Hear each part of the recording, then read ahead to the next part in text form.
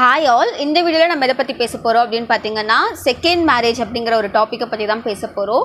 இந்த last week கலைஞர் டிவியில் வார்த்தமிழாவா அந்த எபிசோடில் இந்த ஒரு டாபிக் தான். செகண்ட் மேரேஜ் பண்ணுறது சரிதான் இல்லை அது எகெயின்ஸ்டாக பேசுகிறவங்க, அது பண்ணுறது தப்பு இல்லை அப்படின்னு சொல்லி பேசுகிறவங்க ஒரு சைடும், இன்னொரு சைடு இல்லை அந்த மாதிரிலாம் பண்ணக்கூடாது, மேரேஜ் அப்படிங்கிறது ஒர்க்காக தான் நடக்கணும், அந்த மாதிரி நடக்கிற அந்த ஃபர்ஸ்ட் மேரேஜ் எப்படி இருந்தாலுமே அதை அக்செப்ட் பண்ணிக்கிட்டு தான் ஆகணும், அதை தாண்டி ஒரு செகண்ட் மேரேஜ்குள்ளே போகிறது ஒரு தப்பான விஷயம் அப்படிங்கிற மாதிரி ஆப்போசிட்டில் இருக்கவங்க பேசிட்டு இருக்காங்க.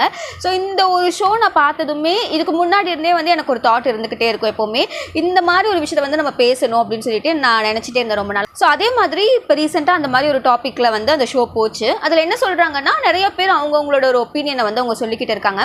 அதில் ஆப்போசிட் சைடில் செகண்ட் மேரேஜ் பண்ணுறது தப்பு இல்லை அப்படின்னு சொல்லிட்டு பேசின ஒருத்தவங்க என்ன சொல்கிறாங்க அப்படின்னா, என்னோட தம்பி இறந்துட்டாங்க, நான் அந்த பொண்ணை என் தங்கச்சி மாதிரி பார்க்குறேன், அப்போ எப்படி என்னால் அவளை விட முடியும், அவளுக்கு ஒரு 20s தான் இருக்க அவங்க ஏஜ், அப்படிங்கும்போது நான் ஏன் அவங்கள விடணும் அப்படின்னு சொல்லிட்டு அவங்க பேசுகிறாங்க. இனி ஒரு சிலர் சொல்கிறாங்க, நான் ஃபர்ஸ்ட் மேரேஜ் பண்ணிக்கிட்டேன், எனக்கு அந்த மேரேஜ் நல்லா இல்லை, ரொம்ப ஒரு டாக்ஸிக்காக இருந்தது, ரொம்ப தினமும் நான் நிறைய டார்ச்சரை அனுபவித்தேன், அண்ட் என்னோட குழந்தைக்கே அந்த இடத்துல சேஃப் இல்லை, என்னோட ஹஸ்பண்ட்னால என் குழந்தைக்கே ஒரு பாதுகாப்பு இல்லை, அவங்களே அப்யூஸ் பண்ண வராங்க என் குழந்தைய, அப்படி இருக்கிற ஒரு ரிலேஷன்ஷிப்பில் நான் இருக்கணுமா அப்படின்னு சொல்லிட்டு இந்த சைடு ஒருத்தவங்க ஒரு கொஸ்டினை வைக்கிறாங்க. அது கண்டிப்பாக இந்த சைடு இருக்கிற ஆப்போசிட் சைடில் இருக்கிற எல்லாருமே அதுக்கு எகெயின்ஸ்டாக யாருமே பேசலை. இந்த மாதிரியான விஷயத்த இப்படி ஒரு டாக்ஸிக்கான ஒரு ரிலேஷன்ஷிப்பில் இருக்கோன்னா அதை நாங்கள் அதுக்காக நாங்கள் எதுவும் சொல்லலை.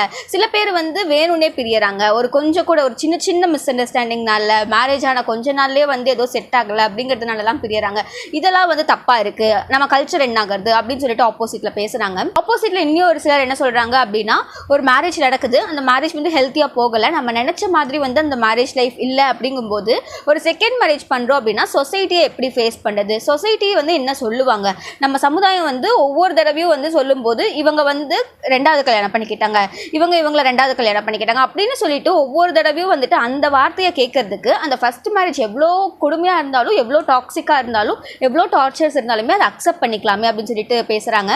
சில விஷயத்தில் அக்செப்ட் பண்ணிக்க முடியாது இல்லை, அவங்க சொல்கிறாங்க ஃபர்ஸ்ட் மேரேஜ் தான் நம்மளுக்கு ஒரு லைஃப்பில் அப்படின்னா மேரேஜ் அப்படிங்கிறதே ஒன்ஸ் தான், ஒரு தடவை தான், அதை தாண்டி எவ்வளோ பிரச்சனை அதில் இருந்தாலும் சரி, எவ்வளோ கஷ்டங்கள் இருந்தாலும் சரி, அந்த செகண்ட் மேரேஜ்குள்ளே போகக்கூடாது, அந்த மாதிரி ஒரு சில விஷயத்த ரொம்ப அவங்க ஸ்ட்ராங்காக இது இப்படிதான் அப்படின்னு சொல்லிட்டு பேசிட்டு இருக்காங்க. அந்த மாதிரி பேசும்போது ஒருத்தவங்க சொல்கிறாங்க, எவ்வளோ கஷ்டம் இருந்தாலும் சரி, எவ்வளோ டார்ச்சர் இருந்தாலும் சரி, அந்த ஃபர்ஸ்ட் மேரேஜில் எனக்கு எப்படி இருந்தாலுமே அதை நான் அக்செப்ட் பண்ணிப்பேன், ப்ரௌடாக அக்செப்ட் பண்ணிப்பேன், எனக்கு அதுதான் ஒரு பெருமையான விஷயம், அதை தாண்டி செகண்ட் மேரேஜ் போனதுக்கப்புறம் சொசைட்டி என்னை பற்றி என்ன பேசும் அப்படின்னு சொல்கிறாங்க. இதில் உங்களுக்கு என்ன பெருமை அப்படிங்கிறது எனக்கு சீரியஸாக புரியல. ஒரு ரிலேஷன்ஷிப் டாக்ஸிக்காக போகுது, நம்ம எல்லாருமே மேரேஜ் அப்படிங்கிறது ஒரு நல்ல ஒரு விஷயம், அது பண்ணும்போது யாருமே பிரியணும், அந்த மேரேஜ் லைஃப் பாதியில் எண்ட் ஆயிரும் ஒரு சில விஷயங்கள்னால அப்படின்னு சொல்லிட்டு யாருமே நினச்சி கல்யாணத்துக்குள்ளே போகிறது இல்லை. எல்லாரும் ரொம்ப வருஷம் சேர்ந்து வாழணும் அப்படிங்கிற அந்த ஒரு தாட்டோட மட்டும்தான் போவாங்க, யாருமே பிரியணும் அப்படின்னு சொல்லிட்டு போக மாட்டாங்க. அந்த மாதிரி போகிற ஒரு ரிலேஷன்ஷிப் நம்ம நினச்ச மாதிரி நடக்கலை, ஒரு ரொம்ப டாக்ஸிக்காக மாறிக்கிட்டு இருக்குது அப்படின்னா அதுலேருந்து வெளியே வர்றது ஒரு தப்பான விஷயம் கிடையாது. அது ஏன் வெளியே வர்றது தப்பான விஷயம், வெளியே வந்தாலும் சிங்கிளாக தான் இருக்கணும், தனிச்சு நீங்கள் உங்களோட குழந்தைங்களை வளர்க்கணும், ஒரு சிங்கிள் பேரண்ட்டாக நீங்கள் வளர்த்து காட்டுங்க அப்படி இப்படின்னு சொல்லிட்டு ஒரு விஷயத்த ரொம்ப இதாக இது பண்ணுறாங்க.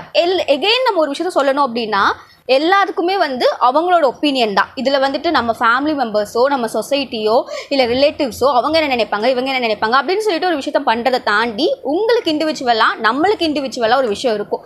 எனக்கு தனியாக இருக்கிறது ஓகே தான், நான் எனக்கு 2 குழந்தைங்க இருக்காங்க அப்படின்னா அதை நான் ரைஸ் பண்ணிக்கிறதுக்கு எனக்கு ஓகே தான் அப்படின்னு சொல்லிட்டு நீங்கள் இருக்கீங்கன்னா அது உங்களோட சாய்ஸ். அந்த இடத்துல நீ கல்யாணம் பண்ணிக்கிட்டு தான் ஆகணும், நீ உனக்கு சின்ன வயசு தான், உனக்கு ஒரு 20s தான் உன்னோட ஏஜ் இருக்குது, இனி லைஃப் எங்கேயோ இருக்குது அப்படின்னு சொல்லிட்டு ஒருத்தவங்களை ஃபோர்ஸ் பண்ணி செகண்ட் மேரேஜ் பண்ணி வைக்கிறது தப்பான ஒரு விஷயந்தான். இல்லை ஒருத்தவங்களுக்கு ஒரு துணை இருந்தால் நல்லா இருக்கும்னு சொல்லி ஒரு தாட் இருக்கவங்க கிட்ட, இல்லை அந்த மாதிரி நீ இனி ஒரு கல்யாணம் பண்ணிக்கிட்டேன்னா உனக்கு ஏற்கனவே 2 குழந்தைங்க இருக்காங்க, அந்த குழந்தைங்களை உனக்கு இனி ஒருத்தவங்களை நீ கல்யாணம் பண்ணிக்கும் போது அந்த ஒரு பர்சன் அவங்க குழந்தைங்களாம் அதை அக்செப்ட் பண்ணிக்க மாட்டாங்க அப்படின்னு சொல்லிட்டு கீப் ஆன் சொல்லிக்கிட்டு இந்த மாதிரி பண்ணிக்காத, நீ சிங்கிளாகவே உன்னோட குழந்தைங்களை வளர்த்து காட்டு, அதுதான் உனக்கு பெருமை, அந்த மாதிரி சொல்லி ஒருத்தங்களுக்கு உண்மையாகவே இனி ஒரு துணை இருந்தால் நல்லா இருக்கும்னு நினைக்கிறாங்கன்னா அவங்கள அந்த மாதிரி பண்ணுறது இது ரெண்டுமே தப்பான விஷயந்தான். ஒரு இண்டிவிஜுவலுக்கான ஒரு சாய்ஸையோ அவங்களுக்கு என்ன அவங்க பண்ணணும் அப்படிங்கிற அந்த ஒரு டெசிஷன் அவங்கள எடுக்க விடாமல் சொசைட்டியாவோ ரிலேட்டிவ்ஸாவோ நம்மளே ஒன்றை திணிச்சிக்கிட்டே இருக்கிறது தப்பான விஷயம் தான். இன்னும் ஒரு சில விஷயம் நிறைய பேர் என்ன சொல்கிறாங்க அப்படின்னா, ரெண்டாவது மேரேஜ் பண்ணும்போது ஃபர்ஸ்ட் வந்து அக்செப்ட் பண்ணிக்கிறேன், உன்னோட குழந்தைங்கள என்னோட குழந்தைங்களா நான் பார்த்துக்கிறேன் அப்படின்னு சொல்லுவாங்க. ஆனால் ஒரு மேரேஜ் லைஃப்குள்ளே போனதுக்கப்புறமா அவங்களுக்குன்னு ஒரு குழந்தை பிறக்கும்போது அந்த ஃபர்ஸ்ட் பார்ட்னரோட குழந்தைங்கள வந்துட்டு அவங்க அப்படி ட்ரீட் பண்ண மாட்டாங்க. 2 பேருக்கும் நிறைய டிஃப்ரென்ஸ் இருக்கும் அப்படின்னு சொல்கிறாங்க. ஆனால் அது எகெயின் என்னால் அக்செப்ட் பண்ணிக்க முடியாது. பிகாஸ் அது டிபெண்ட்ஸ் அப்பான் தி பர்சன் தானே தவிர எல்லாரும் இப்படி தான் அப்படின்னு நம்மளால வந்து ஜென்ரலைஸ் பண்ணிட முடியாது. இல்லை, என்னோட ரிலேட்டிவ்லேயே எங்கள் ஃபேமிலியே ஒரு விஷயம் இந்த மாதிரி இருக்குது. செகண்ட் மேரேஜ் பண்ணிக்கிட்டாங்க. ஆனால் அந்த ஃபர்ஸ்ட் மேரேஜ் பண்ணி அந்த ஒரு குழந்தைய வந்து அவங்களோட குழந்தைய எப்படி பார்த்துக்கிறாங்களோ அதே மாதிரி தான் அவங்க பார்த்துக்கிட்டு இருக்காங்க. இது நான் என் கண்ணெதுக்கு பார்த்துட்டு இருக்கேன். So it depends upon the person தானே தவிர எல்லாரும் இப்படி தான் இருப்பாங்க, ஃபஸ்ட் இப்படி தான் இருக்கும், அதுக்கப்புறம் எல்லாமே இதாயிரும் அப்படின்னு சொல்கிறது வந்து தப்பான ஒரு விஷயம். எகெயின் இந்த டிபேட் போயிட்டு இருக்கும்போது நிறைய பேர் என்ன சொல்கிறாங்கன்னா கல்ச்சர் போகுது அப்படின்னு சொல்லிட்டே இருக்காங்க. ஒருத்தவங்களோட சாய்ஸ் என்னவோ அதுக்கு ரெஸ்பெக்ட் பண்ணுங்கள். ஃபஸ்ட்டு உங்களுக்கு வந்து நம்ம ஒருத்தவங்களோட வீட்டுக்குள்ளே போய் பார்க்கறது கிடையாது. அவங்க எவ்வளோ ப்ராப்ளம்ஸை கோ த்ரூ பண்ணுறாங்க. அவங்க வந்து ஒரு சிங்கிள் பேரண்ட்டாக ஒரு ஹஸ்பண்டையோ இல்லை ஒரு ஒய்ஃபையோ இழந்ததுக்கு அப்புறமா அவங்க எவ்வளோ கஷ்டப்படுறாங்க அது எதுவுமே நம்ம பார்க்காம வெளியே இருந்து பார்த்துட்டு நீ வந்து தனியாகவே உன்னோட குழந்தைங்களை வளர்த்து காட்டணும், இல்லை நீ வந்து செகண்ட் மேரேஜ்குள்ளே போகக்கூடாது, நீ வந்து இண்டிபெண்ட்டாக நீ சிங்கிளாக இருந்து நீ ஜெயிச்சு காட்டு அப்படி இப்படின்னு சொல்லிட்டு நிறைய விஷயங்களை சொல்கிறது வந்து it's not a right thing அப்படிங்கிறது வந்து எனக்கு தோணுச்சு. ஸோ இந்த மாதிரி கல்ச்சரை பற்றியெல்லாம் வந்து அதிகமாக பேசிட்டு நம்ம கலாச்சாரமே கெட்டு போகுது இந்த மாதிரி பண்ணுறதுனால அப்படின்லாம் வந்து சொல்லிட்டு இருக்காங்க.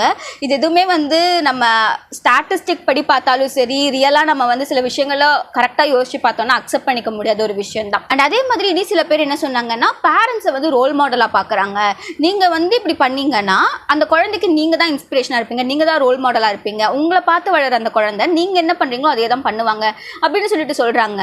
ஒரு குழந்தைய வந்து நம்ம வளர்க்குறது நம்மளோட வளர்ப்பில் தான் இருக்கே தவிர ஒருத்தவங்களுக்கு வந்து ஒரு ஃபர்ஸ்ட் மேரேஜ் லைஃப் நல்லா தான் போகலை அப்படின்னா இப்போ அந்த குழந்தை ஓகே இப்படி வச்சுப்போம், ஒரு அம்மா அப்பா இருக்காங்க, அந்த ரிலேஷன்ஷிப் டாக்ஸிக்காக இருக்குது, 2 பேருக்கு இடையிலையும் வந்து நிறைய ப்ராப்ளம்ஸ் வந்துக்கிட்டே இருக்குது, சண்டே ஆகட்டும், ஒரு ஃபிசிக்கலாக வந்து நிறைய வைலன்ஸ் அப்படிங்கிறது இருக்குது. அந்த மாதிரி இருக்கிற ஒரு ஃபேமிலியை பார்த்து வளர குழந்தை அந்த இடத்துல அம்மாவோ அப்பாவோ இல்லை என்னானாலும் நான் அக்செப்ட் பண்ணிப்பேன், இதுதான் என்னோட ஃபர்ஸ்ட் மேரேஜ், இதை நான் வந்துட்டு எவ்வளோ டார்ச்சர் இருந்தாலும் எவ்வளோ டாக்ஸிக்காக இருந்தாலும் நான் ஏற்றுப்பேன் அப்படின்னு சொல்லிட்டு அந்த அம்மா அப்பா வந்து இருக்காங்க அப்படின்னு வச்சுக்கலாம்.